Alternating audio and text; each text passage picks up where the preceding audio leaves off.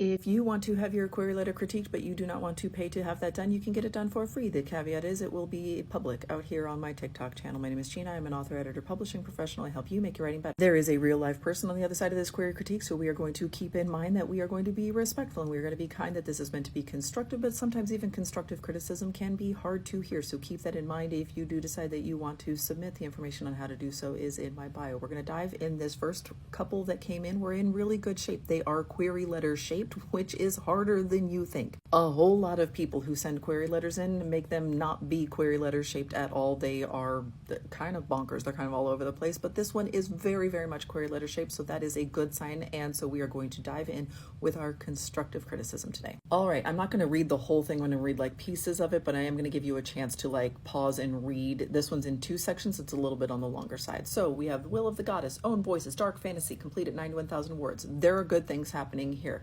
Title fits the genre that we are looking for, dark fantasy. This is a genre that makes sense. I know exactly what it is that you are referring to.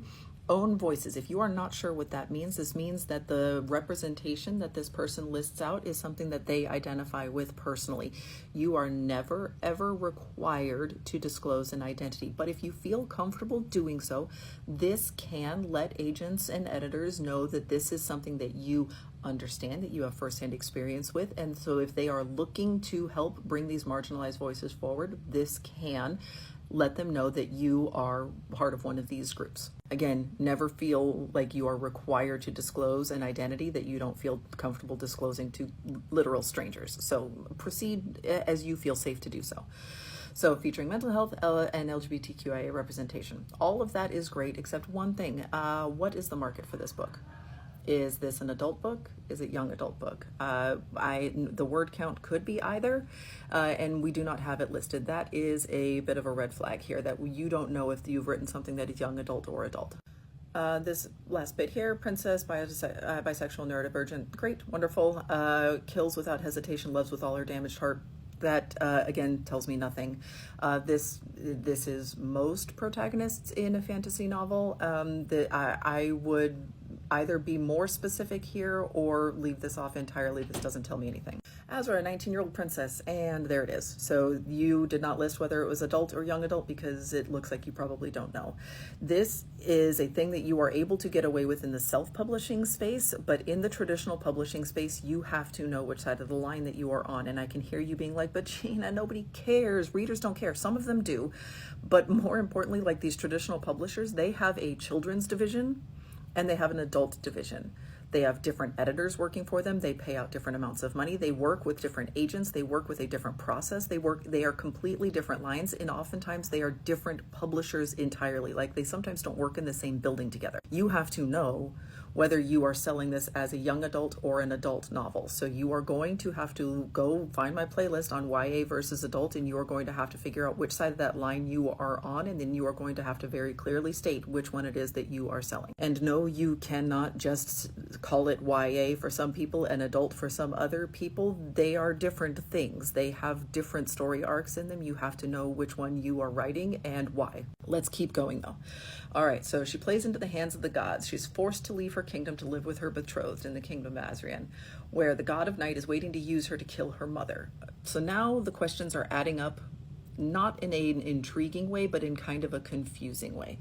Let's see if I can move myself out of the way here. So she's a princess, but she's the daughter of a goddess. That is a little on the confusing side. Not a deal breaker, but it's a little on the confusing side. She's forced to leave her kingdom. Why? So I know she killed somebody, but she's in a real position of power. So like, why is she being held accountable for this? That doesn't super make sense. Anytime you see like found herself forced to do, must do, like we need an explanation. We need something specific telling us why she's being forced to live with her betrothed in this kingdom. Okay. So questions are adding up, not in an intriguing way though. So we want more specificity. We want more. All right, living in this new kingdom, she discovers the betrothals novel that seems over the centuries, many betrothals were set up between the kingdoms, each one ending in the death of the bride and groom. Okay, so now we have questions that are really adding up in a way that, again, is not intriguing. It's just confusing, because if this is a matriarchal lineage, like if this is matrilineal, where are these brides going into, was this her older sister who was killed off? Was it her mother that was killed off? What is the line of succession here? How are we killing off princes and princesses repeatedly, but she didn't know that it was happening? How is this happening in a way that nobody else is getting upset over? Why are we not going to war over this? Why are we doing this to each other? Why are we doing this to ourselves? Why do we keep entering into this agreement? This is where if this was me receiving this query, that's where I would stop. I would just say, like, this sounds too confusing. This sounds like we have too many like pieces here that aren't adding up in a way that makes sense or feels like a whole and complete story. And this is where I would stop reading this query letter. So if you're going to keep this storyline, which I work with enough clients to know that the manuscript often makes sense in a way that the query letter does not. But if you are querying an agent who receives, again, like 50 query letters per day, why would they take the time to try to figure out if you are one of the ones where the manuscript makes sense? You are up against too much stiff competition, so you got to make sure that your query letter makes sense and that it reflects all of the work that you've done in the manuscript. So take this paragraph, clear it up. Make it make sense, make sure that we understand what is happening and we understand what is at stake in a way that feels logical and feels cohesive all the way through. So the God helped her learn the true reason for her betrothal. It's so that she can get murdered, right? Like, that's what the previous paragraph said. So again, we need more specificity. A lot of times people think that they are giving away too much, that they are spoiling too much. Early on, you're going to give a lot more information than you think that you need to, and then we can dial it back a little bit, but we need more than this. So the goddess of the underworld is responsible for the death of her sister. So these were all her siblings who were murdered, who were killed during this betrothal process. Is that what is happening? So we need to connect these dots. We need a little bit more specificity. So determined to kill the goddess and save her kingdom, and that is not clear. So if killing this goddess would save the kingdom, but the kingdom hasn't been destroyed by this process over the last centuries. For centuries we've been doing this. The kingdom is still standing, everything is fine. How are we saving the kingdom? How are these thoughts connected to one another? And then we look at the comps down there. So we have a self-published book is the first one that is listed as a comp title. And when you're doing comp titles, it's really difficult to use self-published books. And I know that you probably use this one because it is also in that like young adult crossover space. But a self-published author will often have their books at a much cheaper price than what a traditionally published author is doing, especially while they are building an audience. And I went and checked, and the Kindle version of the Book of Azrael is $2.99, and that is significantly cheaper than what traditional publishing is going to sell their books at. And so they think of this as apples and oranges. So if they're saying like, okay, if you're selling it for $2, you can sell a lot of copies, but is this going to sell well at full price? So this is not comparable if you are in traditional publishing. So if we're looking at those 5 questions that a query letter is supposed to answer, do we know who our main character is? Yes, we do. Do we know that what it is that she wants? That's not entirely clear.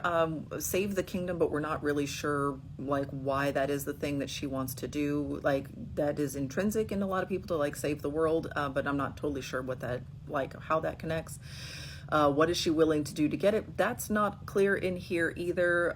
Like, she's willing to kill the goddess, but we don't really know how that connects to any of this. And she's starts off by killing people, so like she's kind of on this path already. Like, that's not really a big jump for her. What is standing in her way? They're gods, she's not. I'm going to assume that this is like a power imbalance thing, so that's part of it, but that's not super duper clear on the page either. What happens if she fails? The kingdom is destroyed, but also I kind of pointed out the reasons why I don't totally understand the connection there either. So we have the pieces in place, but we need some more specificity. We need some more details in order to be able to connect those dots in a way that is easy to understand when you're reading this very, very brief document. The manuscript itself probably makes sense. The manuscript itself probably explains this in a way that is totally logical, and as you are moving through the story with this character, you're like, yes, of course this is the next logical thing for her to do for what is happening here. That probably is all in the manuscript, so we got to make sure that it makes sense in the query letter, so that way when you are competing with a bunch of other people who have written good query letters, your stuff stands out and it makes sense as well. If you want to make edits, make sure that you use the same author name and say that it is edited in the file when you go to resubmit it, and I'd be happy to take another look at it.